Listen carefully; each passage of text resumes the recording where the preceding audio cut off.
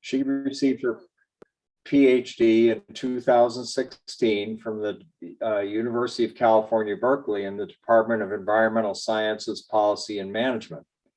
There she was involved in work with fire ecology, geographic information systems, and remote sensing. Since 2018, she's been working at the University of Wisconsin in a lab studying primarily the fire ecology of California spotted owls. Her title today is Fire Bad? It's Not So Simple for the California Spotted Owl. Thank you. Thank you so much for that introduction. Let me just take a second to bring up my screen and get situated. So yeah, thank you for the invitation to speak at this conference. I'm really excited to share with you all a little bit about what I've been doing for the past couple years with this lab at the University of Wisconsin. But before I really get into my talk, I wanted to take a moment just to acknowledge the ongoing fires in California and the destruction of property and ecosystems. And I'd like to send out my wishes to those who lost their homes or are currently evacuated from their homes as a result of these fires. And I also just wanted to take a moment to acknowledge the traditional custodians of these lands and their land management practices. And just a little update for those who have not been tracking the fires in California, it's already been a pretty unprecedented fire year. And as of this morning, 1.6 million acres and over 2,000 structures have burned in the state. And it's probably going to be another month before any precipitation falls. So we'll see how the fire year continues to roll out. But fire is really this increasing problem in the Western states, kind of the way that it's manifested itself in recent decades. And in this presentation, I'm going to talk a little bit about the fire history of the Sierra Nevada, how the spotted owl has played into fire management in the region, and talk about some of the work that we've done to investigate California spotted owl preferences regarding fire. So yeah, with that, I will jump into the talk itself. And I wanted to start off by taking a moment to give a big thank you to Dr. Gavin Jones, who has been the lead author on part of this work around high severity fire. And he's been a co-author on the rest of this work with me. So this work would not be possible without him. And also a big thank you to Dr. Zach Peary, who's the PI of the lab and who has been an integral part of all of this work.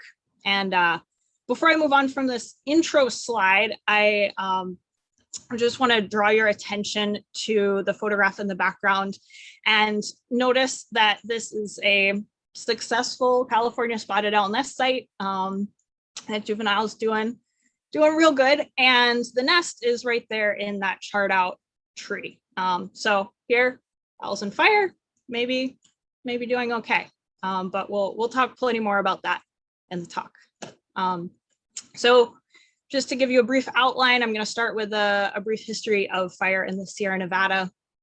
Then I'll move into a discussion about California spotted owl and how that's kind of related to fire in the Sierras.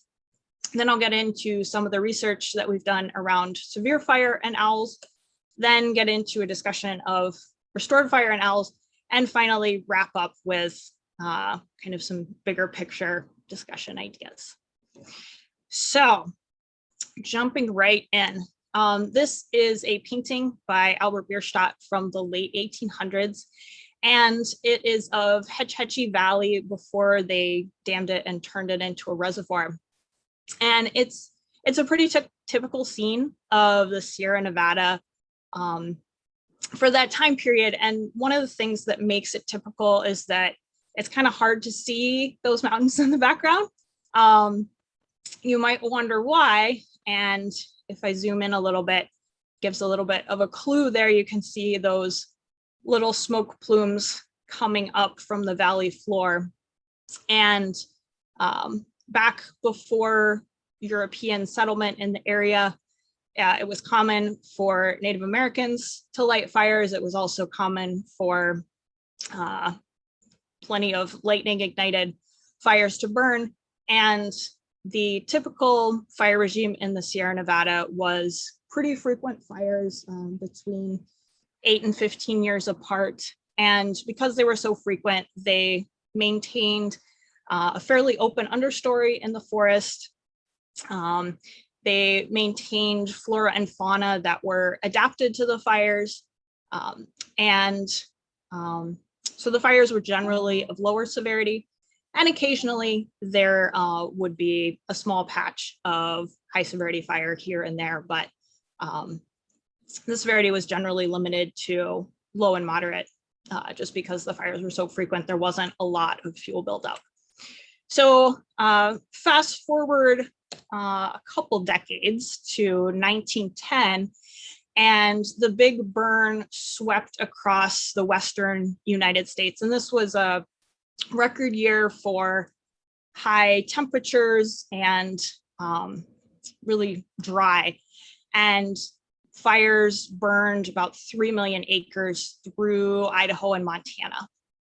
And because of the massive forest loss from these fires, the U.S. Forest Service, which was then in its infancy, it created this policy around wildfire that it would put out any and all fires that were detected.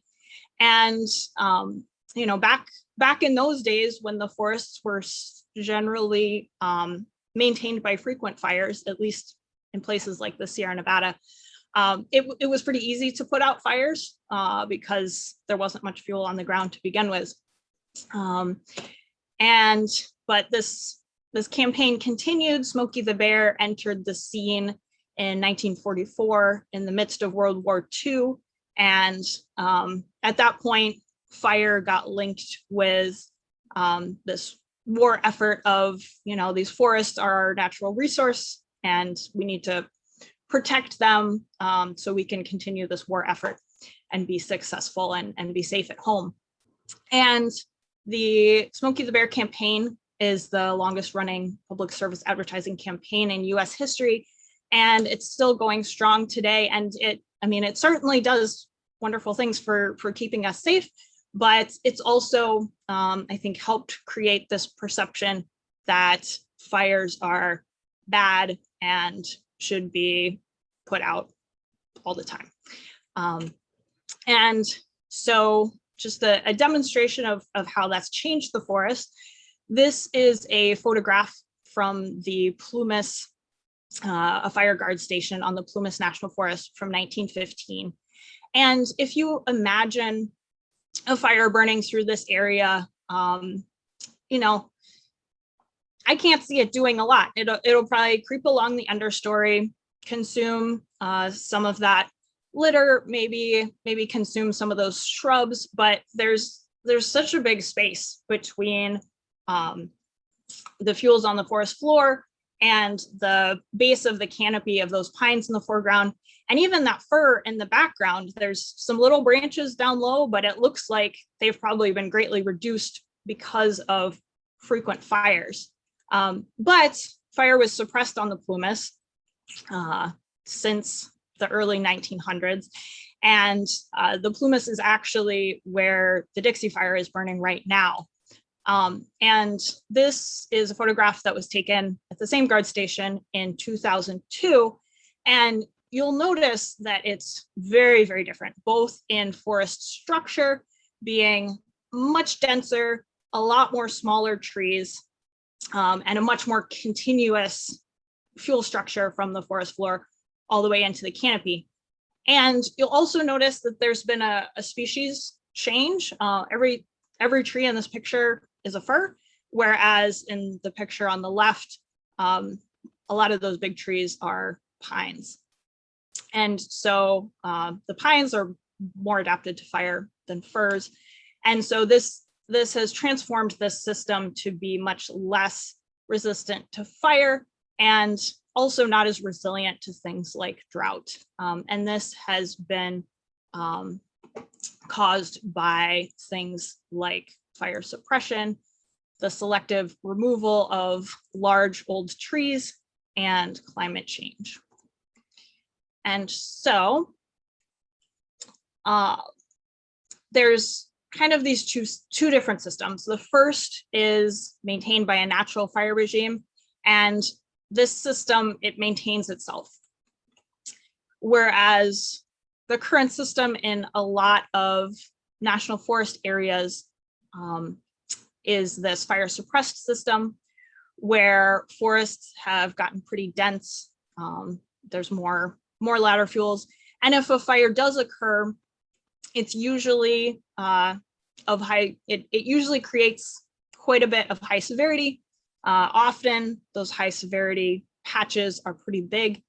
And then after the fire, the trees don't come back for a long time within those high severity patches. Usually it gets hot enough that the seeds are sterilized or they get washed away in runoff. And you get these big shrub fields, which, we don't really know how long it takes to regenerate forest, especially in these huge multi-hundred hectare patches of high severity fire. So this is a system that doesn't really get back to its initial state in any sort of fast time frame. And so what does this mean for Forest Service spending? All this suppression is expensive, and it's been getting more and more expensive as the forests have been getting more and more dense, and also as people have moved more homes into forested areas, which increases the cost of suppression and protecting those homes. And so back in 1995, the cost of fire suppression was about 16% of the Forest Service budget. By 2015, it was about half. And by 2025, it was projected to be about 2/3. So it's really getting quite expensive. And because of the growth in those expenses, a lot of other programs are losing spending money. So things like vegetation and watershed management, recreation, heritage and wilderness, land management planning, wildlife and fisheries habitat management, and inventory and monitoring. And you can imagine that because of these reduction in spending for all of these programs, it gets a lot harder to build the science behind the research necessary to restore these systems to better health and better resilience. So a couple more figures here. The one on the left shows that the frequency of large fires has been increasing since 1970. And the one on the right shows that the proportion of high severity fire within the fires that do burn has also been increasing in the last few decades. So the relative proportion of different fire severities is leaning a lot more towards high severity fire, as opposed to the historical fire regime, which was more leaning towards low and moderate severity. And so the natural fire regime in the Sierras has contributed to numerous ecosystem services. These include things like providing clean water for over 25 million people, supporting tourism and rural economies, and storing carbon. And so the current highly departed forest doesn't really support these and other ecosystem services. And so there's a decreased resilience to future disturbances like fire, drought, insects, and disease. And to address this decreased resilience, forest managers use treatments like mechanical fuel reduction in the form of tree removal, and that top picture in the middle column The middle picture there is of mastication, and on the bottom is prescribed fire. And these treatments can restore conditions that are closer to that of the historical fire regime and can increase the resilience of these forests. But there is reasonable concern over the effect of these treatments on old forest species. And the California spotted owl is one such species. It's very iconic, but some other ones that you may be familiar with include the Pacific fisher and the northern goshawk. And all of these guys tend to nest or den in sites that have large old trees and dense canopy cover. And so they don't really seem compatible with thinning out the forest to try to make them more resilient in the face of fire. And so there's kind of this conundrum of, do we put these species at immediate risk by reducing fuel in their habitat areas, but then reducing the later risk of wildfire? Or do we hope that there's no wildfire and that suppression continues to be able to keep it out and not treat in their habitat areas, but then have this bigger risk later on? And so that's kind of the picture that a lot of folks in the science world have thought of for a long time. But we actually, so we know that these dense forests are good for nesting for the California spotted owl. But before this work that the folks in my group had done on high severity fire, folks weren't really sure what high severity fire meant in terms of California spotted owl. And folks also weren't really sure what it meant in terms of a restored fire regime. So that's what I will tell you about. So it creates this conundrum of, can we have one or the other, or maybe we can have both, but we don't really know. And at the same time, there's been this long legacy of using the spotted owl as a charismatic species to grab the public attention in protests against logging that date back to the timber wars of the 80s. And these are more associated with the northern spotted owl than the California spotted owl. But this movement promoted this belief that spotted owls are not compatible with anything but super dense old growth forests, and that any kind of forest thinning or fuel reduction would harm them.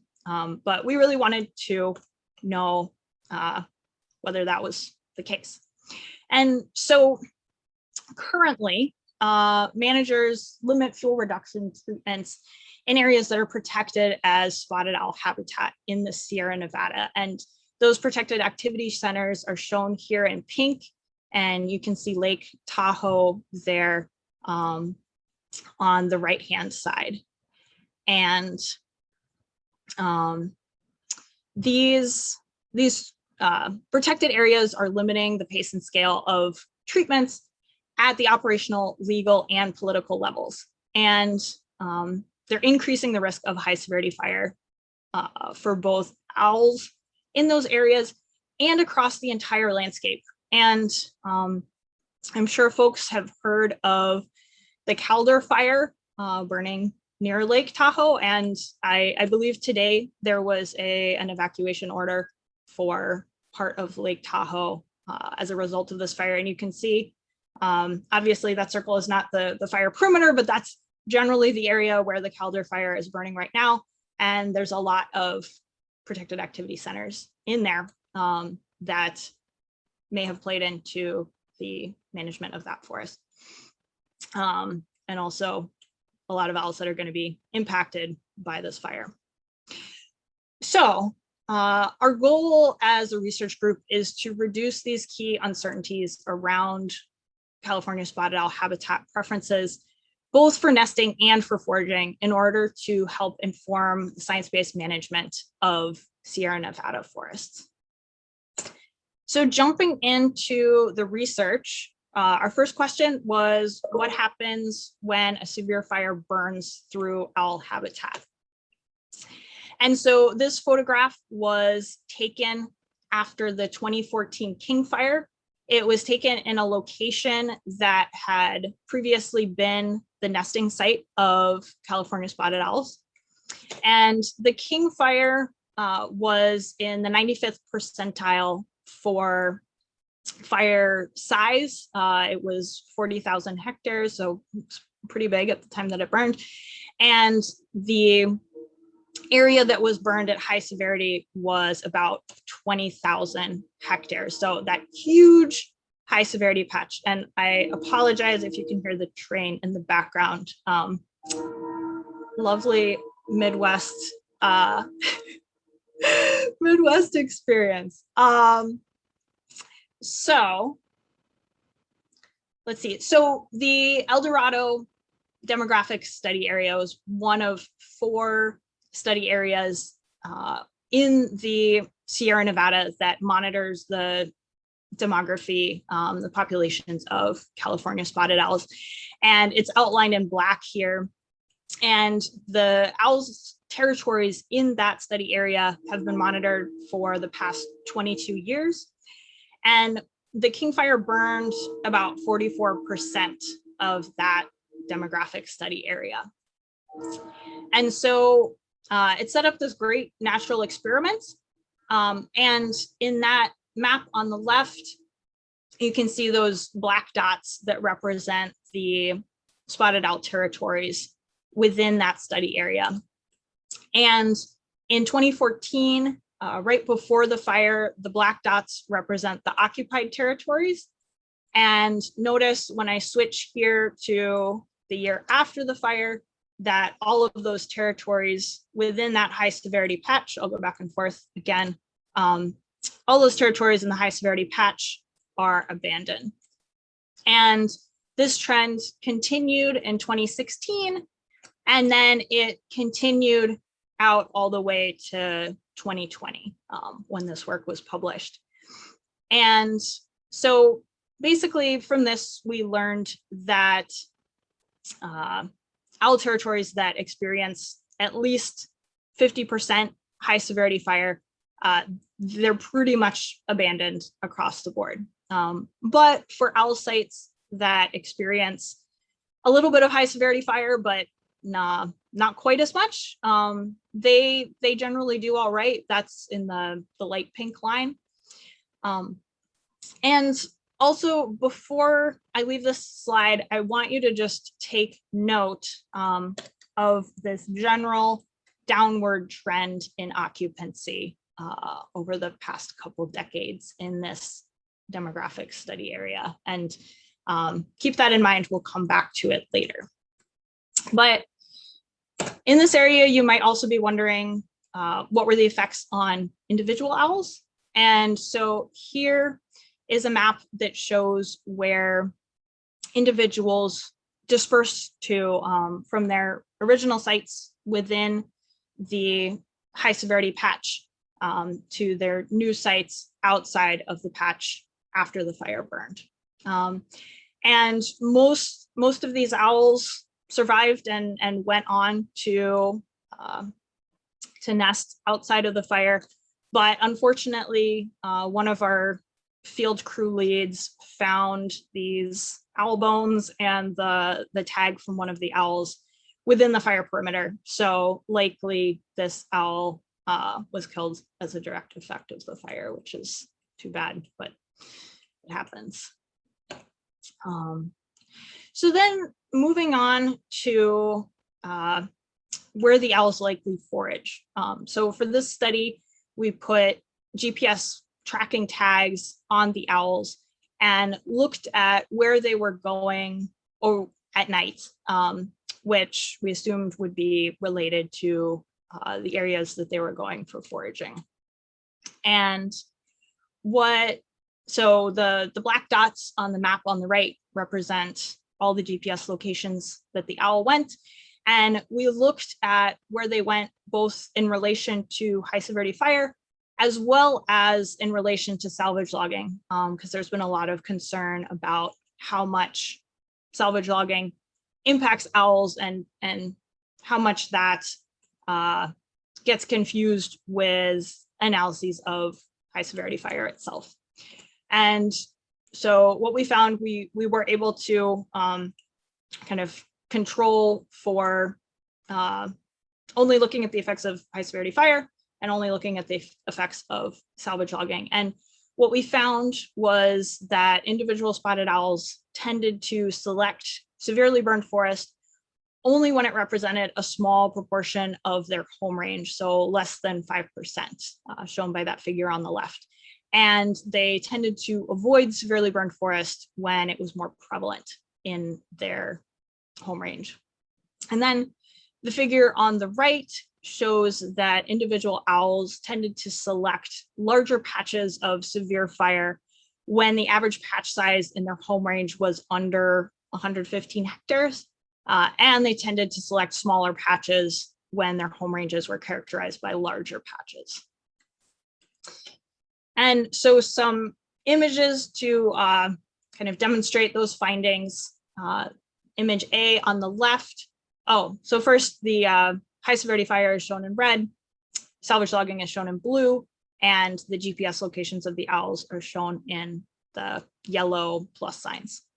And so the image on the left, panel A, shows that this owl was heavily using that small high severity patch. You can just see that dense sea of yellow up there. And so presumably there was pretty good foraging opportunities in that small patch of high severity fire. And then in panel B in the middle, this demonstrates that that owl was avoiding that large high severity patch. And then panel C on the right, that owl was going into that large high severity patch, but generally not going very far in. And then also notice in that panel how the owl is using the heavily managed forest to the east of the fire, which is just kind of an interesting side note. And I guess also just a shout out to these GPS technologies have made this work possible, have taken our research abilities from where do the owls roost and nest to where are the owls going over the course of a night, and kind of increasing the spatial accuracy of that from what was once radio telemetry to these fine scale GPS trackers that can get down to within 3 to 10 meters of where the owl actually is. So we can tell a lot more about specific habitat, especially in these heterogeneous landscapes. And so a couple more figures here before I wrap up. The one on the left shows that owls pretty much always avoid areas that have been salvage logged.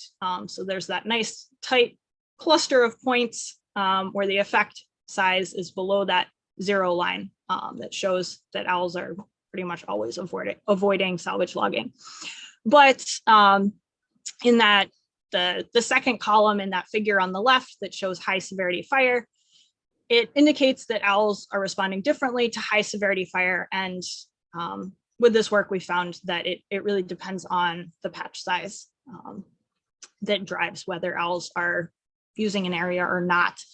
And then the figure on the right shows that when owls do enter a high severity patch, they generally travel less than 100 meters into it. So even the large patches, if they do go in them, they're sticking to the edges. And so this has important management implications for salvage logging in terms of owls, that salvage operations in high severity patch interiors probably have less impact on California spotted owls.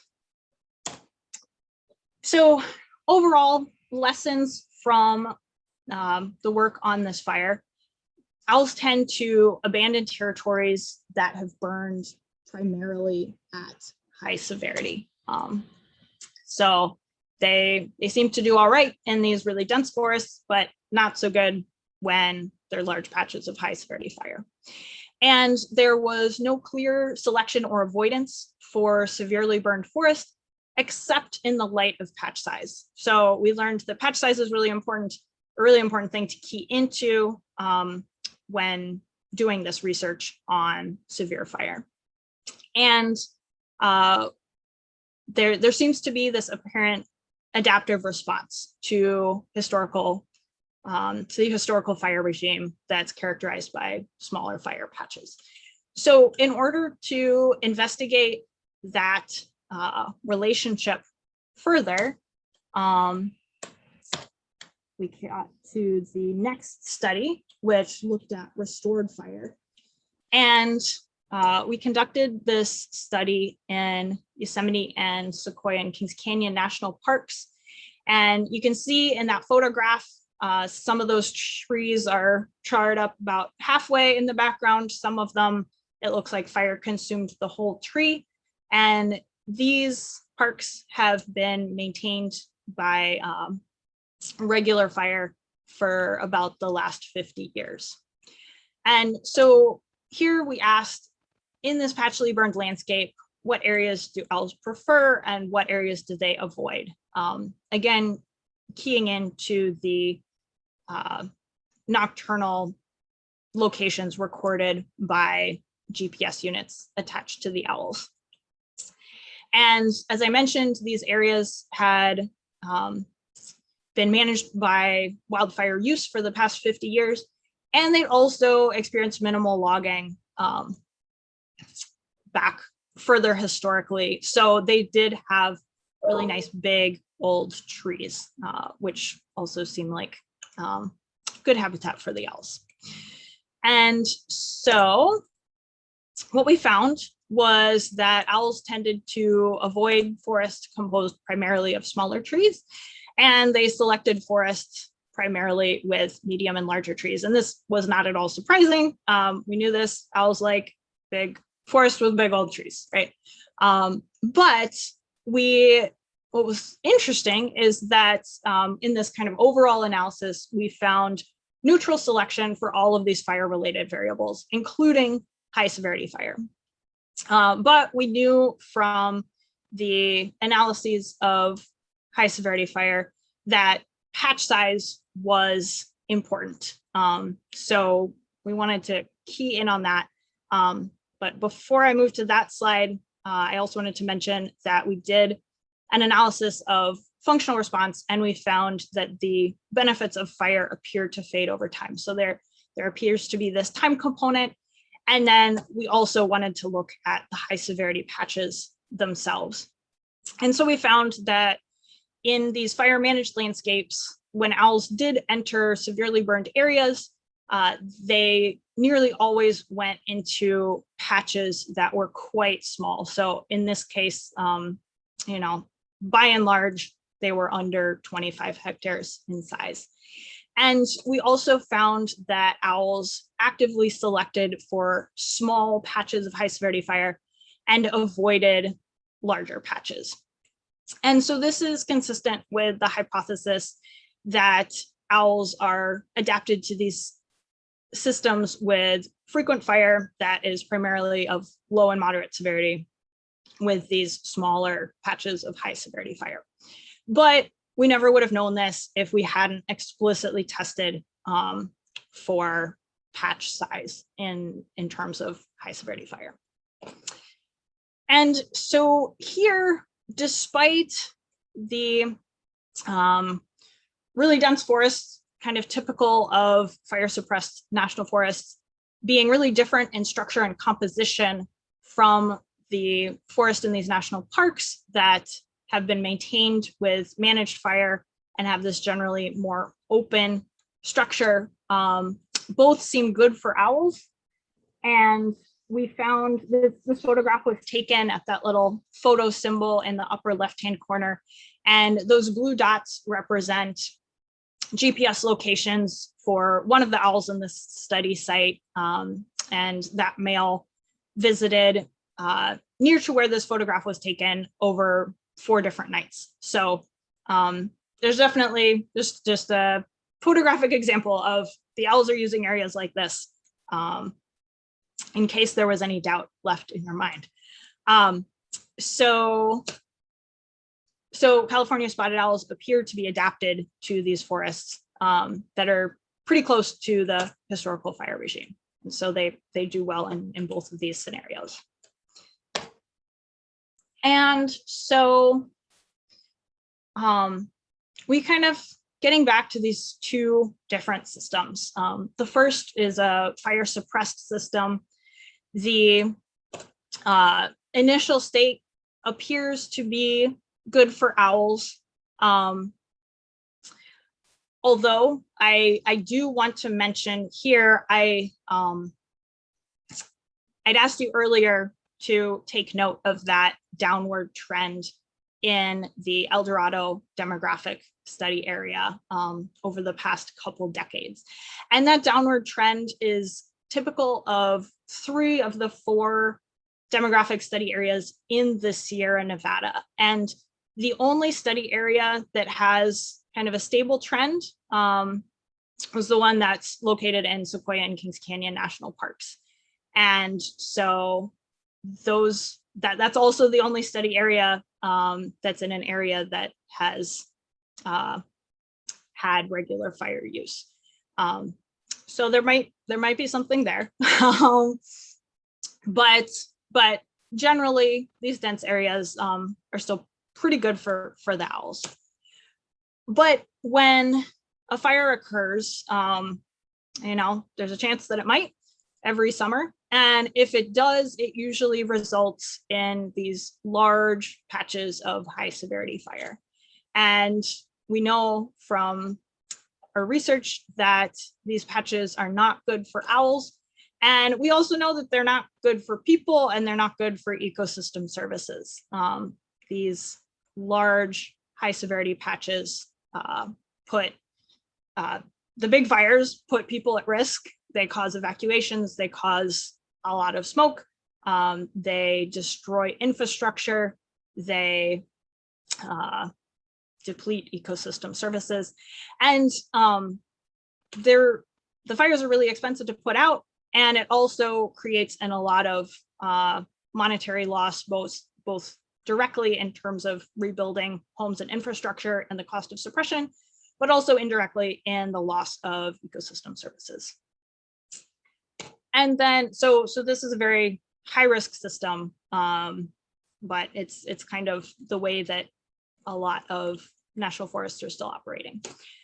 And then that contrasts with this natural fire regime system where the forest is generally less dense. It still appears good for owls. It might even be better for maintaining stable owl populations. And then when fires do occur, they're frequent, but they're generally of low severity. Managers can decide when to implement them, what kind of fire patterns they want. They can control the outcomes of the fires. They can choose the weather conditions, so they can make sure that the smoke gets lifted and doesn't get pushed onto roadways. It doesn't get pushed into communities too much. And so these fires are generally quite safe. There's the occasional escape, which does happen, but it's really rare and safer than some of these large high severity fires that are currently burning. And the resulting landscape is also good for owls. It's also good for people in terms of reducing the risk of high severity fire. And it's good for ecosystem services in terms of maintaining forest health, forest resilience, water systems, all of those good things. And to top it off, it does cost money, but it is a lot cheaper in the long run. And so the only catch here is that fire is not always an easy solution. I mentioned smoke being a factor in communities. There's also public health risk from the smoke as well as risk of fire escape. There's public perception that can be challenging to deal with, both in terms of the risk of fire on the ground, as well as the aesthetic of the forests after they burn.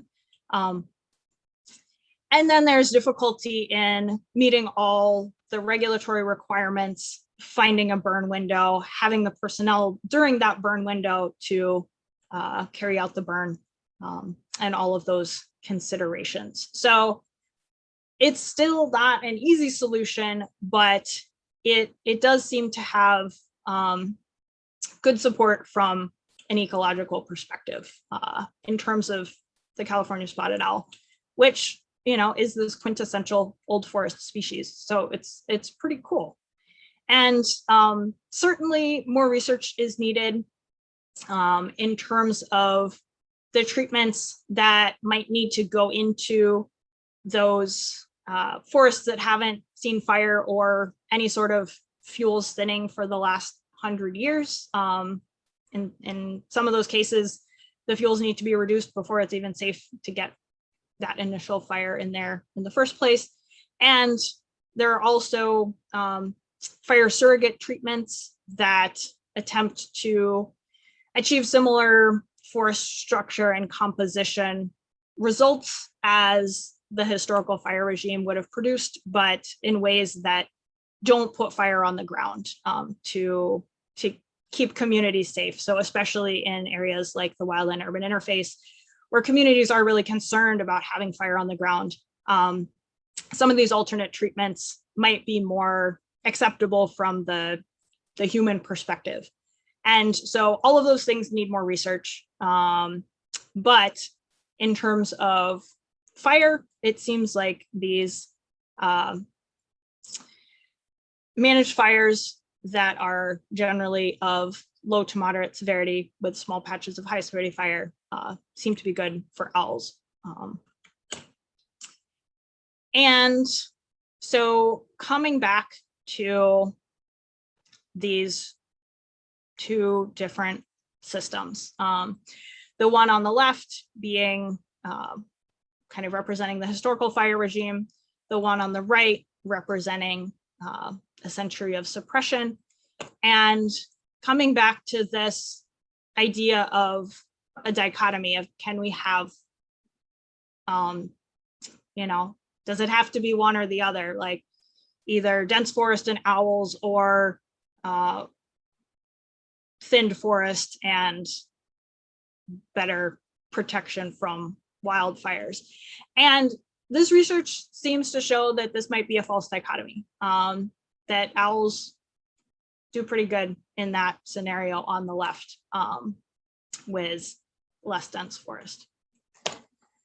And so you also might be wondering about these other species, and I have not researched them, but just to give some shout outs, there was a paper by Rachel Blakey et al. That came out last year in Biological Conservation, and they found that goshawks avoid nesting and foraging in severely burned areas, but that lower severity fire may provide foraging habitat for goshawks. And then earlier this year, Craig Thomas et al. Found similar patterns for fishers in the Sierra Nevada, where they avoided high severity fire, but they do appear to be compatible with lower severity fire.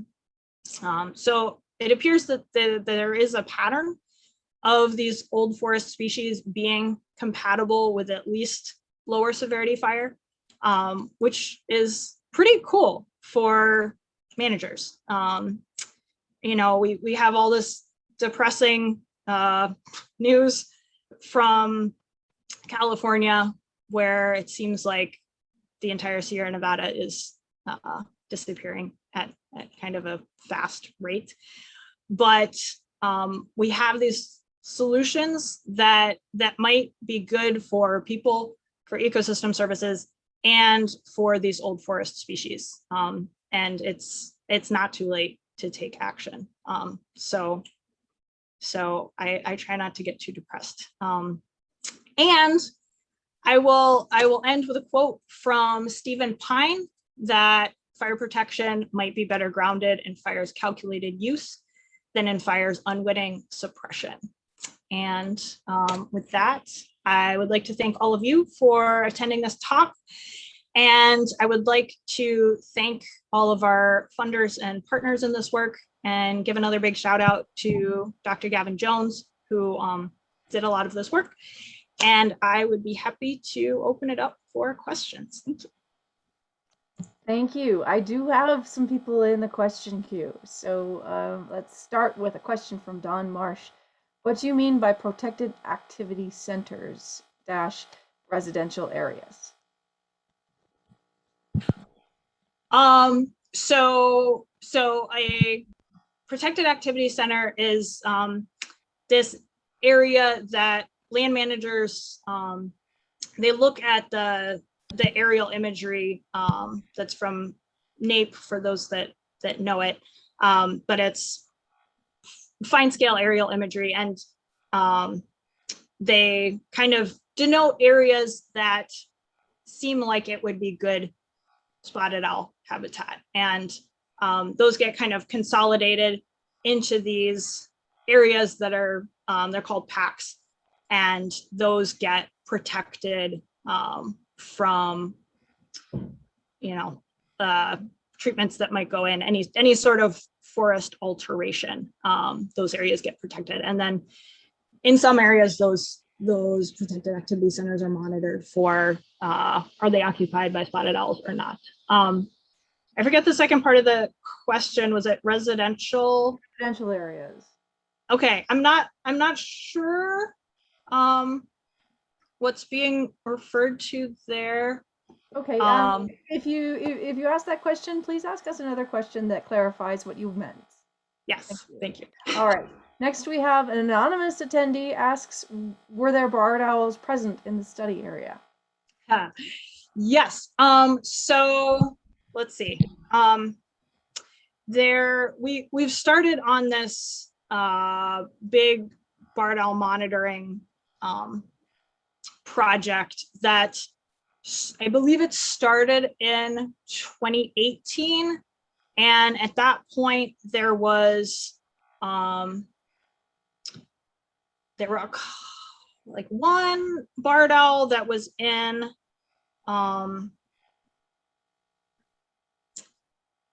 one of the study areas, but I don't think it was one of the ones that I talked about today. So sorry for that long preamble, but there are some barred owls in the area, but there aren't very many, and they've kind of been slowly infiltrating in from the north, and that's a whole nother topic that I could talk a lot about. But I guess our group has also been involved with barred owl removals in the area, and there were so few in those areas when these studies were conducted that I really doubt that they had any impact on the findings. So I'll leave it at that. John Dunn has a similar question. Although barred owls are hopefully still rare in the Sierra, are they more Catholic in their habitat choices so that fires in some way may aid their spread into the Sierra? Oh, that's a great question. I haven't done any direct research on barred owls and fire, but we have one grad student. I'll try not to steal any of the thunder of our grad students that are still working hard on their projects, but one of the grad students in our group has been studying barred owl dispersal on the California coast. And so she's been tagging juveniles and seeing where they go. And there were the big valley fire, what was it? All the fires in Napa, like the tubs and all that. And it seems like the barred owl juveniles don't really go into those areas. So I think, at least in terms of the severely burned areas, the barred owls tend to avoid those areas. So I think I think we're still okay. Like, all these fires up north might actually be aiding the separation of the barred owl communities to the north from the spotted owl communities to the south, but certainly that remains to be seen. And the barred owls do disperse quite a long distance. So, who knows if they might go around, or, some of them, we were seeing them like disperse from the coast into the Central Valley. And anyway, I'll stop there, but All right. plenty more to learn. We have a question from Karen Carter. Is there evidence that the denser, unmanaged forest reduces the foraging opportunities due to an increased ground cover and potentially reduced access to rodent prey? Yeah, so that's another area that we're studying now, and that's a super good question. One of the challenges there is getting good measurements of what is the ground cover. We can put in plots on the ground, but that's a ton of field work and really hard to do at kind of these larger scales that the owls are hunting at. But one of the other grad students in our group, her work is specifically looking at where spotted owls are capturing their prey. And so she put on these GPS tags that record, I think, every 2 minutes. And then she had these video cameras that were on the nest that capture what the prey species the owl was bringing back to the nest and what time that happened. And then she can go into the GPS data and find out where was the owl right before then, to figure out where it was foraging. So she's doing some great work on trying to characterize those fine scale habitats where the owls are actually catching things, and then comparing that to the rest of the landscape where owls are not catching things, and trying to find, are there patterns in terms of vegetation density. And then another thing I wanted to mention with that is, the difficulty of collecting data on the landscape scale of things like ladder fuels that you can't see from aerial imagery. And so we've been working with LiDAR in this group. That was actually why I was brought into this group, because I'd used LiDAR with fire in my grad work. And so we've been using LiDAR to look at things like ladder fuels and shrubby stuff in the understory to try to characterize where owls are capturing prey versus not. But I'll say one more detail and then I'll stop.